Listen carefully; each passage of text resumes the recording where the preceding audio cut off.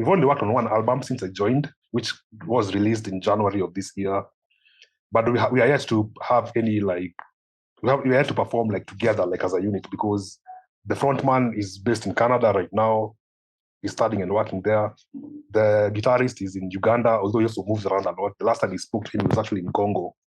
So I'm not sure when that's going to pan out. So that's also kind of like shelved, but the band is still active. The music is still out there. Then more recently, I got approached by Petrica, which is a local grunge band, like I mentioned earlier. And my drummer from Season Datura actually is also part of Petrica as their drummer. And Petrica, I'd say they're also a very solid lineup. I think I was very honored when they asked me to join them, because they're very good friends, first of all, and then they're people that I really admire as musicians. I think their frontman is probably, I'd say, my top 3 best songwriters, like in the Kenyan like rock and metal scene. Like he's like really good, like as a musician. Yeah, like Brian Saibo is like an amazing like songwriter. This guy is just like, I don't know how to describe him, but he's just, it's like it just flows through him. The music just flows through him. He like writes amazing music. He's a great composer, I'd say. And I've also like jammed with him a few times. Yeah, he kind of has that thing about him, because I feel like with me, I am not exactly. For me, I have to like work hard at like creating something, and I guess I also have this sense of perfectionism in me, which kind of like limits me sometimes. But with him, he just like flows with whatever he's doing, and it just like makes magic. The guitarist is also a very good friend of mine. I'd say he's probably one of the more versatile guitarists in the scene, because as much as he plays in a rock band, he also works as a session musician with other like musicians playing other genres of music. So you'll find him like playing Afro soul gigs, you'll find him playing like Lingala gigs. Like he's that well-rounded in terms of his skill as a guitarist. Then the drum, of course, is Lawrence Mushembi, who's a very good friend of mine. I've jammed with him a lot. I've created so much music with him. And I think he's probably the one person to have the most chemistry in terms of like jamming together. When you're just jamming, we kind of can read each other's minds in a way. Like we communicate telepathically when you're jamming. We've had sessions where we just get into a practice space, and without saying a word, we just start jamming, and suddenly we have an entire song. Like we're that good, me and him. So being brought into the fold with Petrica, I think, is a very big thing for me. I think we are ready to take their sound to the next level, because this is the most solid lineup they've had also since the band formed, I'd say. So those are the projects I'm working on. I'm also working on my production work. I've been learning production for the past 2 years. So far, I've only released one song for Collins, the guitarist for Petrica. He has a side project that he's doing by himself, and he kind of commissioned me to produce the EP for him. That's one of the things I'm working in terms of the production. And then there's also this other band called Time Phrase. You might know, Aflatun, you might know Time Phrase, yeah? Yeah, very, very, very nice ladies, very talented. No, yeah. so Time Phrase is also some ladies, yeah. Some guys. They actually dropped a song yesterday. Yeah, the first single. Only noticing. Sorry? I'm saying he's a man, so I forgive him for only noticing the ladies in the group. Yeah. Yeah, so Time Phrase, they also approached me this week. They want me to also help them like work on the album. They dropped, I think, the first single, was it yesterday, I think? But they want to have like a session, so I'm supposed to be meeting them sometime next weekend, and then we'll like go over that. But they're also a very interesting upcoming band that I'm really eager to listen to and also to potentially work with. So I have like a lot going on musically. Yeah. I'm curious about something. Okay. Artists, maybe I should say us artists, because I am a full-time writer. There's one challenge that we all have, which is it's very hard to live off art. Yeah.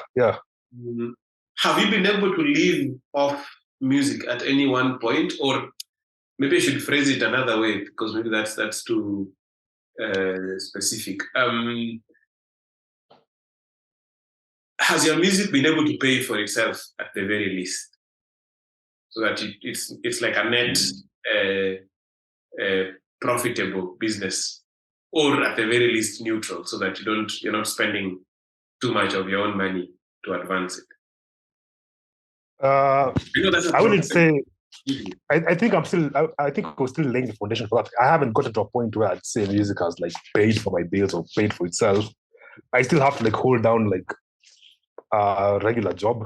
It's not really a regular job. It's kind of like a freelancing gig, which I do on the side now for brands and like companies and stuff. So the music for me is more of like a release, but hopefully when I'm getting into production, because this is something I hope to monetize eventually. When I have like my own setup and I'll be bringing in artists, they're definitely gonna have to be like paying for the service. But in terms of my projects with the bands and stuff, so far I wouldn't say it has paid. Apart from the occasional gig that you get and you get something out of that. Really, it's not like consistent. I would say it's a consistent like stream of income at this point, at least. Yeah. I don't know. For me, that is a question which I would answer in two. Okay. Yeah, this is just speaking from my perspective. Maybe some other people will not share. Okay. Part of the problem I've had with monetizing art, especially the branches of art that I find to be closest to my heart, is that I cannot divorce myself from them. Mm-hmm. So if I were to sell them, it would be like selling my soul. Then it's a very painful venture to go into those. Music, I'm less, I would say, less attached to music than other forms of art, especially if it's like a group thing. Mm-hmm. I'm more willing to say. But if it's something that I've purely done on my own, I would not be willing to. But I'd rather give it out for free. Mm-hmm. But that thing with the music business, this is something we experienced when we were part of the same group. It's like one of the darkest enterprises there is out there. And maybe but it's like politics without the money. You know, like people are just there to. Some people, most of the people in the business, I'm not targeting anyone, but a lot of the people in that business are there for nefarious reasons. Yeah. So you find like it's one of the places that you're likely to be treated the least like a human being and more like a beast of burden, you know. And people do not. It's much worse because it's the closest thing that you'll be able to say, like, is a representative of your soul, you know. So to experience that, and even to put yourself in a position where you are on stage performing live, you see, it's like almost being completely naked to the world, and it's very hard there to see the way people get treated. So that you get to a point where you have to have something to help you cope with the nastiness of it. So you find a lot of people even I'm going to do it, I'm going to, for many reasons, I'm just going to be doing it like this release kind of thing. It's better than a hobby thing. Become a hobby. Because it's also a tremendous thing to make money from. Well, and there's people who perfected it who themselves are like talentless hacks, you know. Think of all these record companies that like they reap all the profits in music. It's amazing, and it's just a bunch of lawyers and accountants. Lawyers and accountants. I have nothing against lawyers. I think you're a good service to one.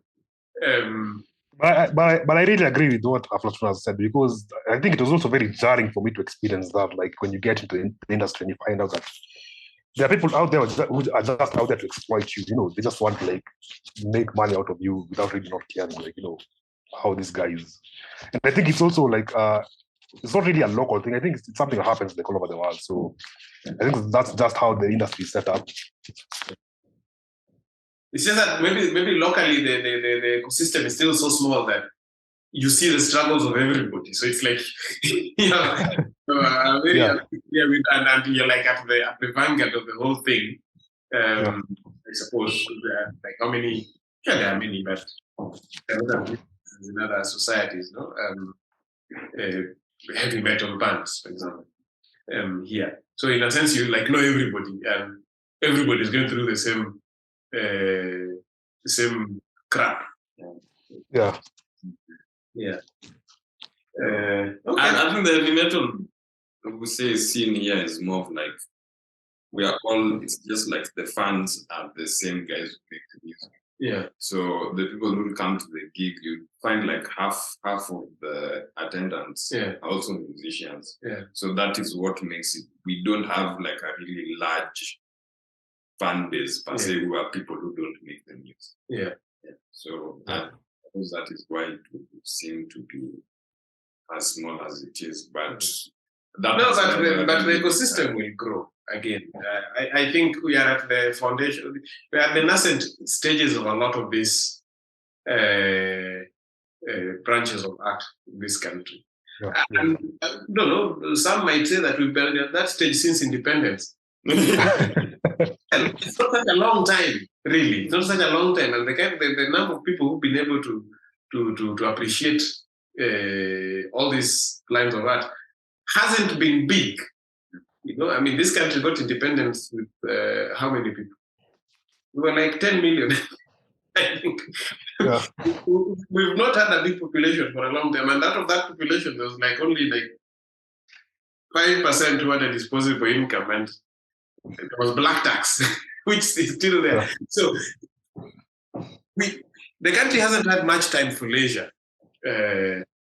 Like cumulative man hours that could be dedicated to leisure, and there's so many branches of art in which people can put those man hours.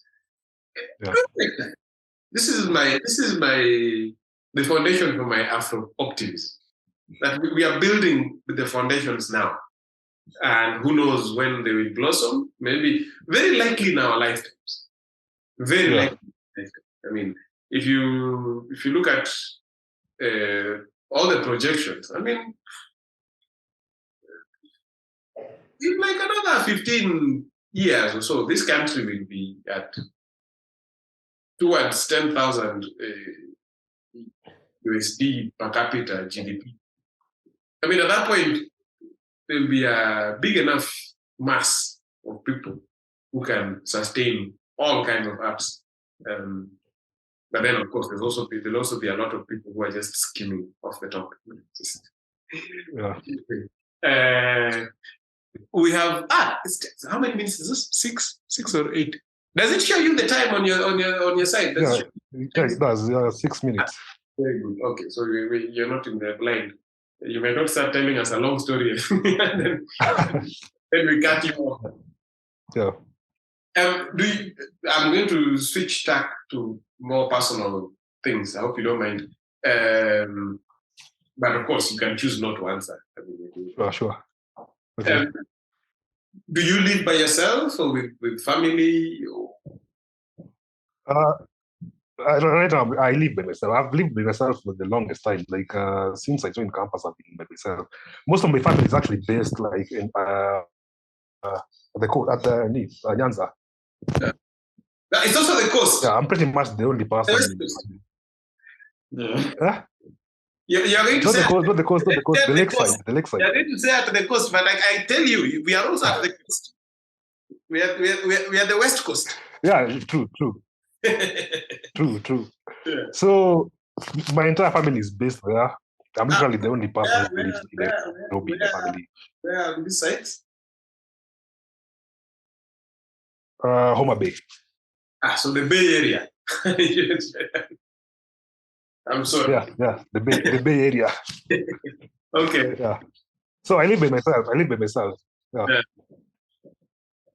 And you haven't founded your own community there? My own community in terms of my own family, myself. Yeah, you haven't gotten like somebody. I know I sound like your grandmother now. Of course there is. Of course there is like somebody. Of course there is like somebody, but they're also just trying also to establish themselves before we can now get to that point where you want to maybe have build a family or something. They're also just focusing on that. Yeah, but yeah, there is someone. There is someone. Okay.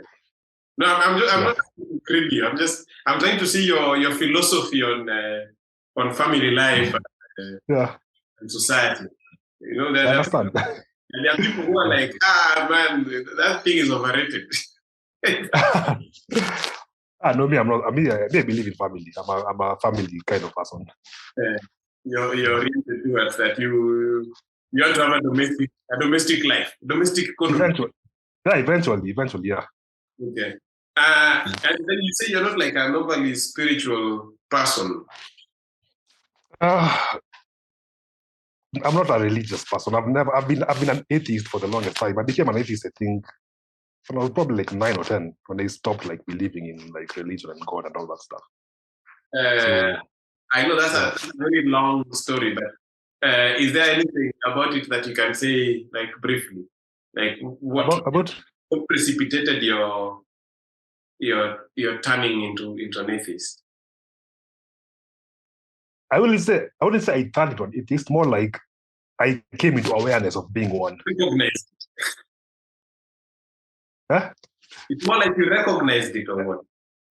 Yeah, exactly. It's not like I was a believer. And it's more like I recognize, okay, I don't really believe in this stuff myself. So I don't understand what the fuss is all about. You know, I was kind of like that.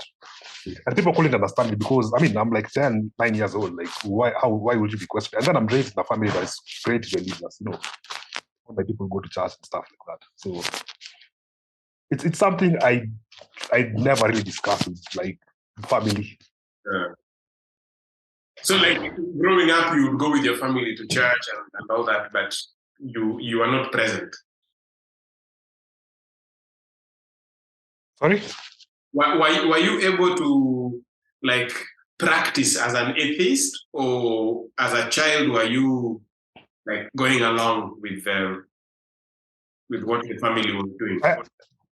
I used to go along with it. But I never really felt that reverence for something like God or something, which used to bother me initially. I was like, why don't I believe this thing? And I can say like the adults actually believe in this thing, and you know, it kind of made me feel a bit like an outsider in a way. But I guess that's also what pushed me into like now getting into like this thirst for knowledge and like, you know, just learning things and philosophy and all that, and just snowballed from there. And what faith does your family practice?